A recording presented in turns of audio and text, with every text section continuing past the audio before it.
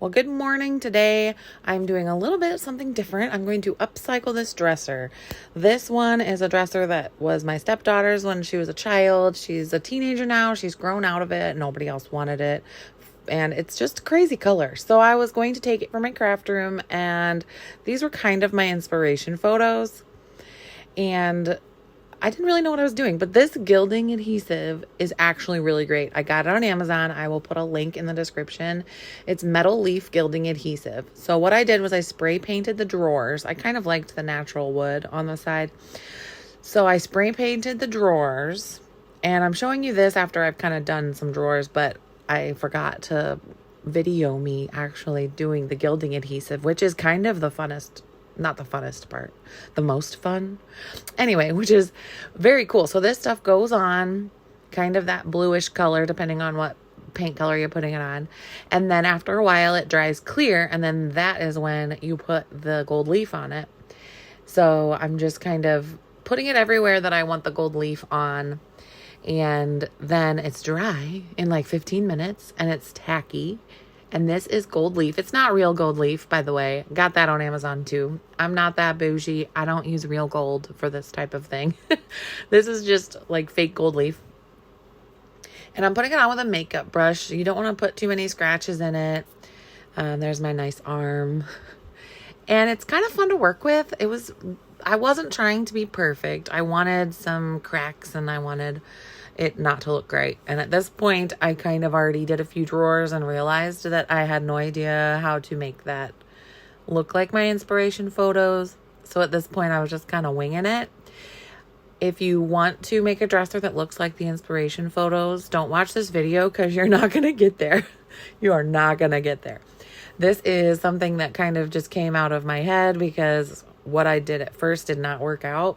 And I actually left this project half done for, probably like a year because I wanted what I wanted and then I couldn't do it. And I was like, I don't even know how to fix this.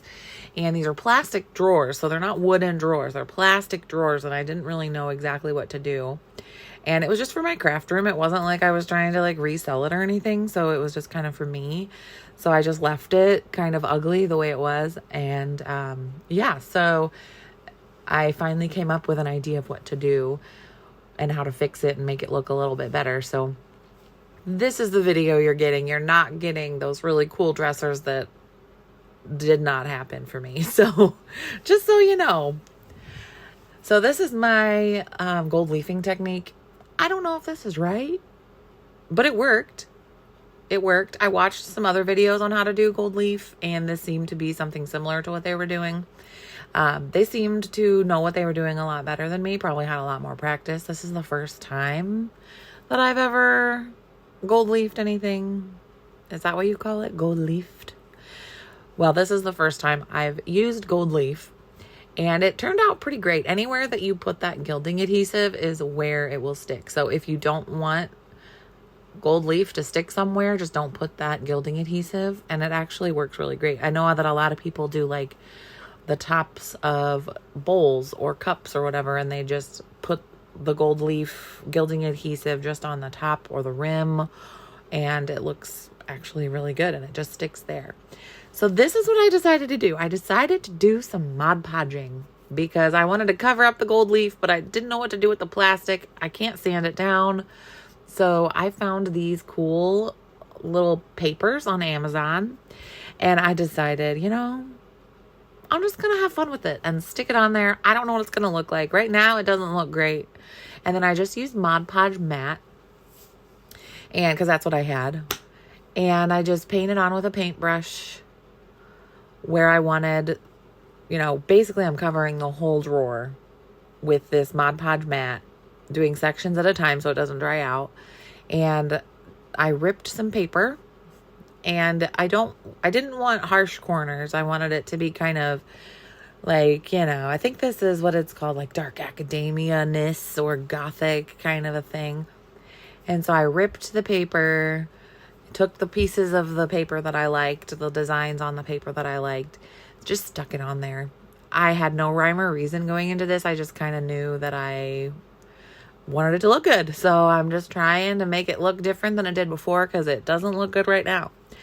So I'm just ripping pieces off just to make it a little bit more, you know, that gothic aesthetic, whatever you call it. I don't know. Is that in right now? I don't really know what's in. I just kind of do stuff that I like. So if this is outdated, then I'm outdated, I guess. And the good thing about this is like you can move stuff around. And I could have probably worn gloves because I got Mod Podge all over myself, all over my hands, all over my fingers, like everywhere, underneath my nails. It was kind of weird. So I probably should have worn gloves just because I was smoothing things with my fingers, touching stuff, doing all kinds of stuff in there. And I even did the sides, and I figured out, like the first couple times I did around this weird cutout thing, I just kind of pushed it in there and there was a lot of wrinkles. But I found that if you just rip the paper, because it's already ripped, it's not gonna look perfect. I found that if you just ripped the paper, it like folded around the little edge, like the little corner so well. So if you're doing this and you are going around some sort of like little corner that's not square and you just want to rip it, that works great. And then it like folded around really well. And really I'm just playing. I'm just ripping pieces, not really. I'm putting like the cool ones, like the big flower and the big cat. I'm kind of ripping those off and putting those more in the center. And then along the side, it just needed something. And I'm not really using any rhyme or reason. I'm just kind of sticking things in there. And it actually looked really cool. Like not choosing a specific design of the paper, just like the corner of the paper and whatnot, and ripping it and putting it in there. That actually looked really good. So I think with Mod Podge, it's such a fun way to just express yourself without having any rhyme or reason, because the whole point of Mod Podge is just sticking it on there. I don't know if that's the correct way. There's probably another word for it besides Mod Podge, because that's kind of like a brand name type thing, but it's really just a hodgepodge of design elements that you can literally do whatever you want. And I chose this like gothic theme, and you can see that this is before I realized that I should rip it, and you can see all the wrinkles that are coming in, which really I could have taken it off at this point and picked a different piece of paper, but I was thinking, well, it's kind of gothic anyway, the wrinkles probably aren't that big a deal. So I left it, and it's really just piecing things together at this point, letting your creativity just run rampant, ripping off pieces that I liked, like this cool house, like that like mansion thing that I'm putting on there right now. So freaking cool. I absolutely love that. There were some really cool papers in this pack. There was like kitty cats and like cool fences and woods and just creepy flowers and some creepy butterflies and moths and things. And this was just a really cool pack that I'll also link in the description so you can get it yourself. And I just had a lot of fun with this. I sat with my earbuds in, listened to the Lord of the Rings audiobook, and just had a good old time. And I literally was down here all day listening to my audiobook. I think I might have at least read half of my audiobook or listened to half of my audiobook. And it was just so relaxing. Just, that's a different type of self-care, is just going down there, doing a craft, listening to your audiobook.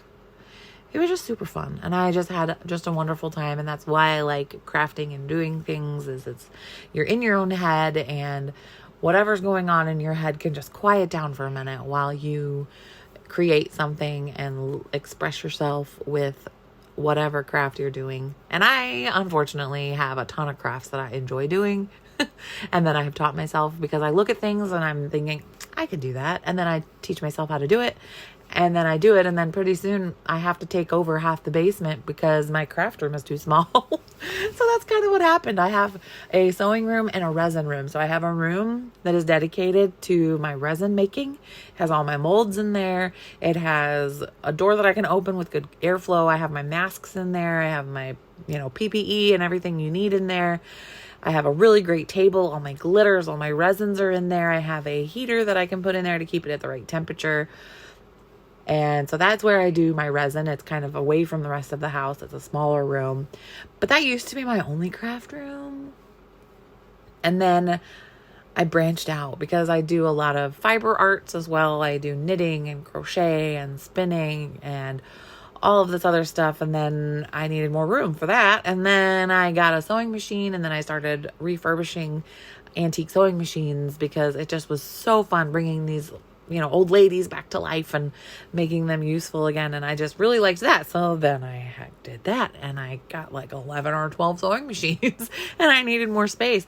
Plus sewing, I've always known how to sew, but I've never really liked how to sew until I started sewing on a really good sewing machine. A Singer 15 was my first, and it was a treadle, the first one that I refurbished, and it just started my love of Singer sewing machines and old sewing machines in general, antique. And so I needed a bigger room. I needed a sewing table for all my fabrics, and then of course all my other crafts can fit in there because I cleaned out like half of the basement. And I shoved all the storage stuff that we needed off to one corner. And I'm just kind of rambling right now. But if you wanted to know a little bit about my craft room, I'm telling you. So that's how I have like half the basement as my craft room.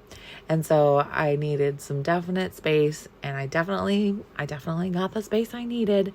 And there's plenty more where that came from too. If I need it, I can, just probably take over some more. I don't know. But we're going to try to make what we have work. But I love my craft room. It's a place where it's calm for me. Nobody else really goes in there. And it's just, my space to create stuff and do things. But of course, now I have all this space to create stuff and do things. So now I'm like spending money doing all this stuff. So as you can see, you don't have to watch this whole thing. I'm just showing you my process of everything that I'm doing, all the little drawers, moving things, fixing things, putting things on there. I guess I could have put music on this part so that way you didn't have to like listen to me talk and ramble this whole time, but that's what we're doing. So if you like this type of project, I know this channel started out as like strictly resin, but now that I have this huge craft room, I can do a lot more stuff. So I'm kind of just putting all kinds of my fun crafts on this channel. And if you like it, then give me a thumbs up. Follow my channel if you like it. There's going to be lots of crafts, mostly resin. I still do a lot of resin, but I'm more into sewing and all these other crafts that I'm kind of doing, repurposing, refurbishing, upcycling. So probably going to post a lot different videos than just resin. So if you like that, then hit the little ring bell button to get notified for any of my new content that I put out. And I'm going to try to be a little more consistent.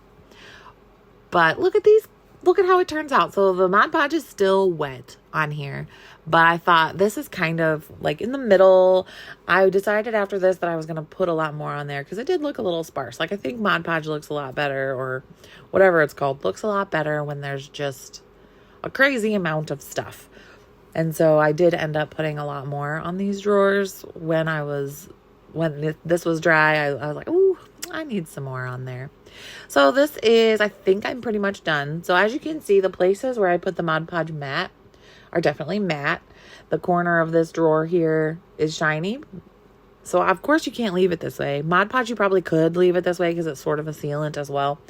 But I did want more of a satin seal, not matte. So here is all of my fabric out of there. And then this is what I did. I just placed it on a paper and I sprayed. Mod Podge actually has a sealant. And oh gosh, there I am. This is why I'm not on camera, because that's what I look like most of the time. So after I sprayed it with sealant, then I could put all my stuff back in it. And this is how I organized it. So those are small scraps. Those are, I think, 4-inch scraps, bigger than 4 inches. And then this drawer is that drawer is a little wonky, so it takes a little bit. And these, I think, are bigger than 8 inches. And then we go into the like yard, like more than 8 inches, probably like a yard fabric. And then these are more than a yard. So after that, those are more than a yard, different colors, different space. And then I have more space in the bottom too that are empty too. So, and here it is all finished. I think it looks so good, especially with that sealant on the top to make it some satin. You can use whatever sealant you want, just as long as it works with the type of material you're spraying on it. Make sure it doesn't ruin your project. I'll link the sealant that I used also. But I think that this looks so much better with the gold leaf like peeking through a little bit. And just kind of, I just got a little crazy, put everything everywhere. I love the cats. Like this drawer with the cats right here. I just love it. And the crows on the trees and the houses and the way it's kind of rippy. And then my husband put this awesome top on it. I don't remember where we got it. I think it was Menards. It's not sealed or anything quite yet. That might happen later. But this is kind of my sewing setup. Well, I hope this has inspired your creativeness, and I hope you enjoyed the video. Thanks for watching.